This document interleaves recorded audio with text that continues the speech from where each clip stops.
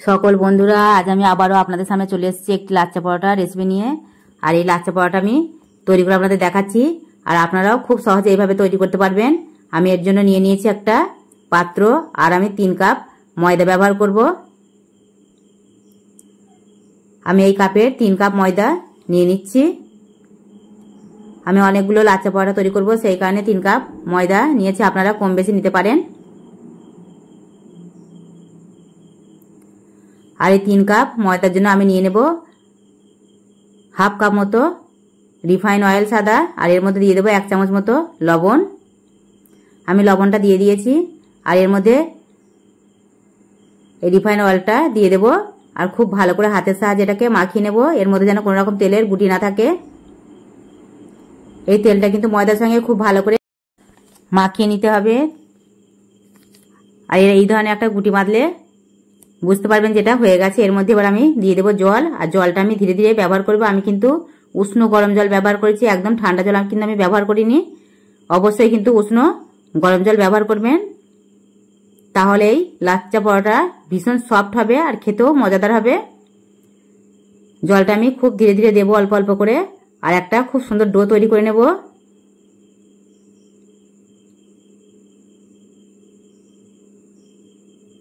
লাচ্চা পরোটা তৈরি করার জন্য কিন্তু এই ডোটা পারফেক্ট ভাবে তৈরি হওয়া দরকার, সেই কারণে খুবই ধীরে ধীরে এটা তৈরি করবেন। আর জলটা কোনোভাবে যেন একবারে দিয়ে দেবেন না, ধীরে ধীরে দেবেন আর মাখিয়ে নেবেন। আমি কিন্তু খুব ধীরে ধীরে জলটা দিচ্ছি, অল্প অল্প করে, আর মাখিয়ে নিচ্ছি।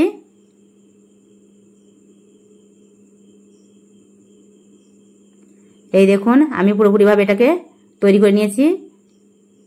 খুব সুন্দর একটি ডো তৈরি হয়ে গেছে। এটাকে আমি ঢাকা দিয়ে রেখে দেবো প্রায় 30 মিনিট মতো। এর মধ্যে আমি হাতে করে দিয়ে দিচ্ছি কিছু অল্প পরিমাণে রিফাইন অয়েল, আর এটাকে ঢাকনা দিয়ে আমি রেখে দেব। 30 মিনিট পর এটাকে আমি খুলে দেখব। আমি 30 মিনিট পর আবার চলে এসেছি, আর 30 মিনিট পর এটা দেখছি যে কেমন হয়েছে। এই দেখুন, এটা আরো কত সফট হয়ে গেছে সেটা তো দেখে বুঝতে পারছেন। এই ডো যত সফট হবে তত কিন্তু এই পোয়াটাও খেতে ভালো লাগবে, সেই কারণে ডোটাকে সফট করার চেষ্টা করবেন, কখনো যেন এটা শক্ত না হয়ে যায়। 2 হাতের সাহায্যে এটাকে আমি ভালো করে একটু লম্বা টাইপের করে নেব, আর এর থেকে ছোট ছোট করে লাচ্ছি করে নেব পরোটা তৈরি করার জন্য।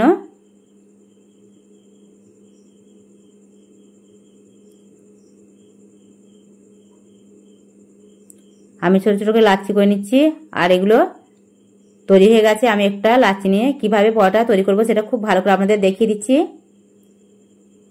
সকল বন্ধুরা খুব ভালো করে ফলো করবেন যেখানটা আমি কিভাবে তৈরি করছি, তাহলে কিন্তু আপনাদের তৈরি করার সময় কোনো রকম অসুবিধা হবে না।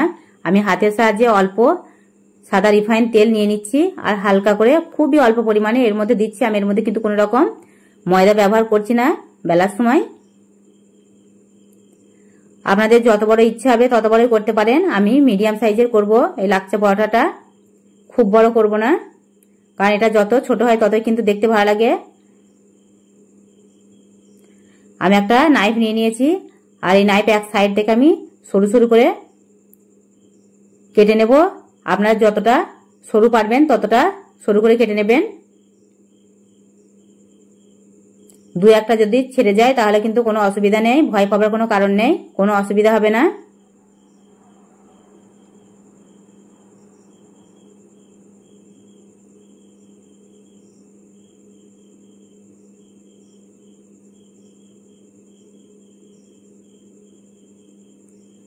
আমি পুরো এই পরোটা ধীরে ধীরে এইভাবে নাইফের সাহায্যে ছোট ছোট করে কেটে নিচ্ছি। এটা যত ছোট ছোট করে কাটতে পারবেন এটি কিন্তু ততটাই ঝুরঝুরে হবে, ভীষণ ভালো লাগবে দেখতে। এই ভিডিওটা ফলো করুন আর দেখবেন শেষ পর্যন্ত এই পরোটা কেমন সুন্দর হয়। আমি বাটার ব্যবহার করছি। আমি বাটার ফ্রিজ থেকে এটা নরমাল রেখেছিলাম, আর এটা অনেকটাই নরম হয়ে এসছে। একটা চামচের সাহায্যে এর উপরে ভালো করে লাগিয়ে দিচ্ছি।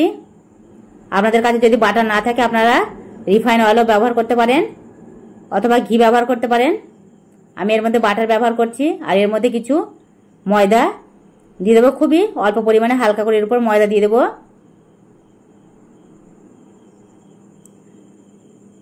এক সাইড থেকে কিন্তু আমি ধীরে ধীরে এটা গুটিয়ে নেব। আর দেখুন কত সুন্দরভাবে এটা গোটাই।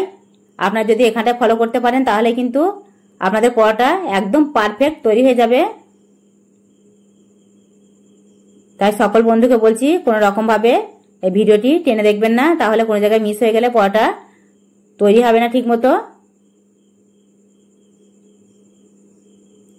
এটি খুবই সহজভাবে তৈরি হয়ে যায়, কোনো রকম ঝামেলা হয় না। দেখুন আমি এক সাইড থেকে গুটিয়ে নিয়েছি।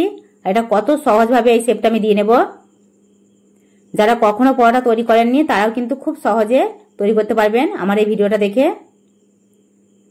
আমি একটু সাইড থেকে দেখুন গুটিয়ে এটাকে আবারও ধীরে ধীরে আমি নিয়ে যাচ্ছি।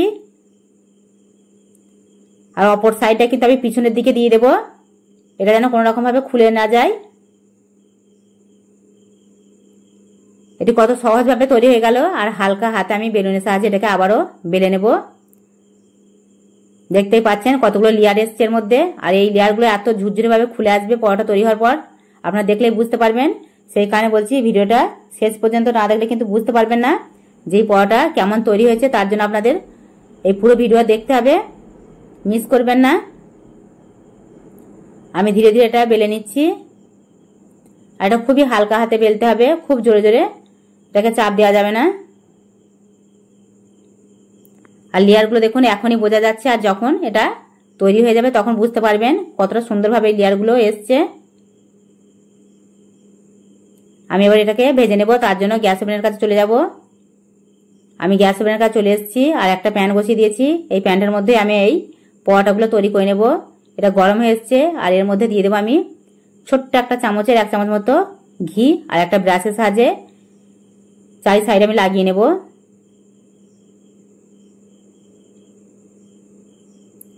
এর মধ্যে দিয়ে দেবো আমি এই পরোটাটি।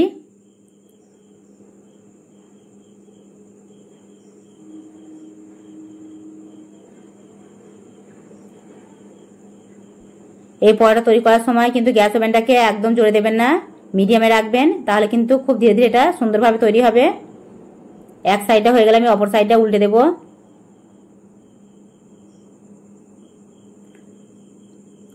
আমি আবার উপর দিয়ে 2 চামচ মতো ঘি ব্যবহার করছি। আর এই চামচটা কিন্তু খুবই ছোট্ট একটা চামচ। এই পরোটার মধ্যে ঘিটাই সব থেকে ভালো লাগে। আপনারা যদি মনে করেন বাটার অথবা রিফাইন তেল দিয়ে করতে পারেন। আমি সব পরোটাগুলো একইভাবে তৈরি করে নিয়েছি আর দেখতেই পাচ্ছেন এটা কতটা সুন্দর হয়েছে। আর পরোটা যখন হাত দেবো তখন দেখেই বুঝতে পারছেন। এই দেখুন লেয়ারটা কত সুন্দর এসছে, সেটা কিন্তু দেখেই বুঝতে পারছেন। কোনো জায়গায় কিন্তু জমাট বাঁধেনি, একদম খুলে চলে আসছে সবগুলো। এটা দেখে নিশ্চয়ই হয়তো বুঝতে পারছেন যে পরোটা কতটা সুন্দর হয়েছে আর কি দারুণ এই লেয়ারগুলো এসছে। এইভাবে খুব সহজে তৈরি করতে পারবেন। লেয়ারটা কত সুন্দরভাবে এসছে সেটা তো দেখেই বুঝতে পারছেন, সেটা তো আর বলার অপেক্ষা রয় না। আর ভালো লাগলে লাইক, কমেন্ট আর শেয়ার করতে ভুলবেন না।